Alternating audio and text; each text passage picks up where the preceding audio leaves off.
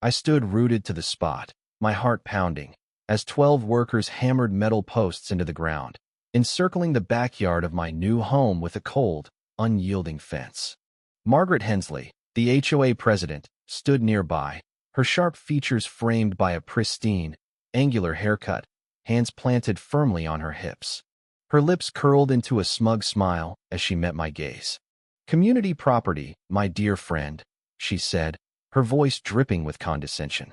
"You really should have read the fine print before signing." My blood boiled as I watched them slam signs into the earth. "Private area, HOA members only." But what Margaret didn't know was that beneath my century-old house lay a secret, buried for nearly 100 years, a secret that would become my weapon to bring her down. If you're reading this from California, drop a comment below saying HOA nightmare to let me know you're with me. This is the story of how I outsmarted a corrupt HOA, and it's one you won't be able to put down. My name is Daniel Harper, and 6 months ago, I thought I'd found paradise. After 12 grueling years as a software engineer in San Francisco, I'd saved enough to escape the city's chaos.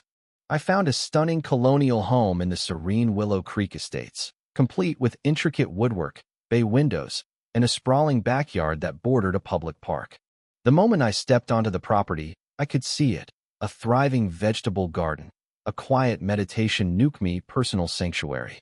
The real estate agent mentioned an HOA but brushed it off as a minor detail, saying they only cared about property values. She handed me a dense contract, and in my excitement, I skimmed it, focusing on the numbers. The dues seemed fair, and I was too enchanted by the house to sweat the details. I signed, moved in, and spent months in bliss, renovating the interior and dreaming up my garden. Then, one March morning, everything changed. The rumble of trucks and shouting voices pulled me to the window. Outside, workers were unloading metal fencing along my backyard's edge. I stormed out in sweatpants, coffee in hand, demanding answers.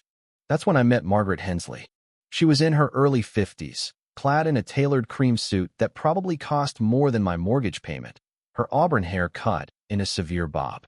"We're marking the community recreational area," she said with a practiced smile that didn't reach her eyes.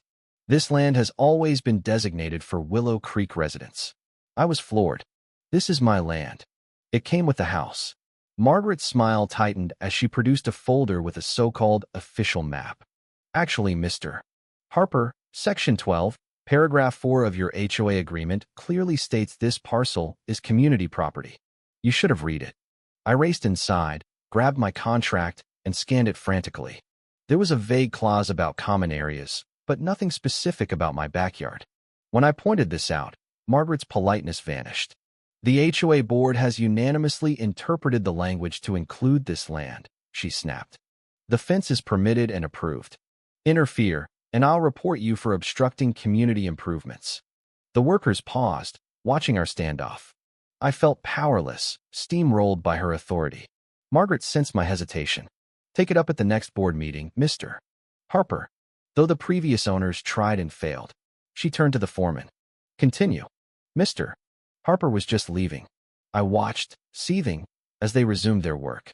By evening, a 5-foot fence with a locked gate and those infuriating signs surrounded what I'd thought was mine. That night, sleep eluded me. At 2 a.m., I went to the basement, a musty space I hadn't yet touched, to dig through purchase documents. As I moved boxes, I knocked over an old bookcase left by the previous owner. Behind it, the stone wall looked off. My flashlight revealed subtle seams, a hidden latch. My pulse raced as I pressed a stone, hearing a faint click. With a tug, a heavy stone door creaked open, revealing a narrow tunnel. The air was cool, smelling of earth and old wood, a scent of history untouched for decades. "What the hell?" I muttered, equal parts terrified and thrilled. The tunnel, framed by sturdy oak beams, was expertly built, about 5 feet high and 3 feet wide. I grabbed my flashlight and ventured in, ducking under cobwebs. Ancient boot prints marked the dusty floor, and metal brackets held remnants of old candles. The air grew heavy, the walls lined with empty niches, perhaps for Prohibition-era liquor. After 50 yards, the tunnel sloped upward to a wooden door reinforced with iron. Beyond it, a ladder led to a trapdoor disguised as a landscaping rock. When I pushed it aside and peeked out, I was stunned. I was in my backyard on the other side of Margaret's fence. Bathed in moonlight was a sign. Coming soon. Exclusive HOA recreation area, pool, and pavilion. This wasn't just about community space. They were stealing my land for an elite club. The next morning, I called in sick and headed to the library. The librarian, Evelyn Carter, a local history buff, lit up when I mentioned my house. The old Callahan Place? Built in 1922 by Patrick Callahan, a businessman rumored to be a bootlegger. She showed me photos and a survey map, revealing my property originally stretched to the park boundary.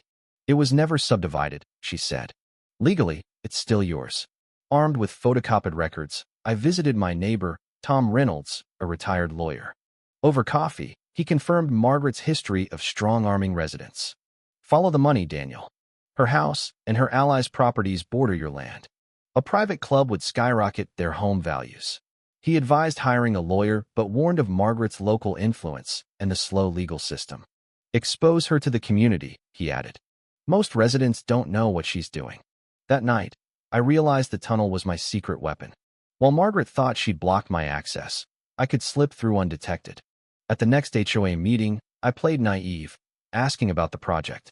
Margaret deflected, but afterward, the HOA secretary, Laura Bennett, approached me.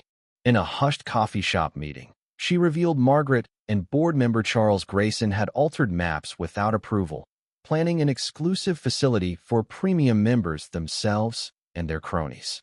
Laura, desperate to keep her job for her son's medical bills, agreed to leak documents if I protected her identity. I began my covert operation. By night, I used the tunnel to plant wireless cameras around the fenced area, capturing Charles's crew cutting corners and Margaret discussing bribes with a city inspector, Victor Klein. Laura provided emails showing Margaret's embezzlement of HOA funds. At a groundbreaking ceremony Margaret invited me to, I played along, feigning support. Over weeks, I infiltrated her circle, attending planning sessions at her lavish home. One night, loosened by wine, she bragged about adjusting boundaries before, even targeting another resident's hilltop lot next. My phone recorded it all. With Laura's help, I compiled a damning file and verified my property's boundaries with the city.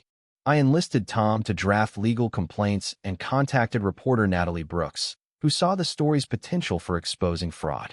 The plan was set. Laura would raise concerns at an HOA meeting, predicting Margaret's overreach. I mailed evidence to every resident, including a website link with videos and documents. For the final blow, I arranged a deal meeting with Margaret and Charles at the construction site, where a real inspector tipped off anonymously would arrive, alongside Natalie and her photographer. The day was electric. Margaret, thinking me an ally, gushed about her vision. Then the inspector's truck rolled up. Her face fell. "Victor didn't mention this," she muttered. As Charles tried to block the inspector, Natalie's news van appeared. "Ms. Hensley, care to comment on HOA fraud allegations?" Natalie asked. Margaret's composure shattered. Across town, Laura was exposing their scheme to residents, with Tom explaining the legal fallout. Back at the site, I revealed the tunnel. I never trespassed Margaret. I came up from beneath my own land. Her eyes widened, realizing she'd been outplayed. The fallout was swift. Margaret and Charles resigned after a no-confidence vote. Natalie's expose hit the front page, sparking a city investigation. Margaret faced 4 years in prison for fraud and embezzlement, her empire of fake vendors exposed. Charles took a plea deal, losing his construction firm and home. Victor Klein got 6 months and a lifetime ban from city work. The fence came down, my land restored. Willow Creek transformed. Claire Thompson, a fair-minded board member, became president, turning the land into a community garden. The tunnel, now a preserved museum, drew visitors, its story of bootlegging and justice a local legend. Months later, a national magazine ran Natalie's story, sparking a viral movement. I launched an online resource for HOA victims, spoke at conferences, and watched communities nationwide fight back. As I stood in the garden, stars above, I reflected on the tunnel's dual legacy, once hiding liquor, now exposing corruption. Margaret's downfall wasn't just about my land, it was about shattering a system that preyed on trust. If you're battling an HOA, Read your contracts, know your rights, and keep digging. Sometimes, the path to justice lies hidden, waiting for you to shine a light.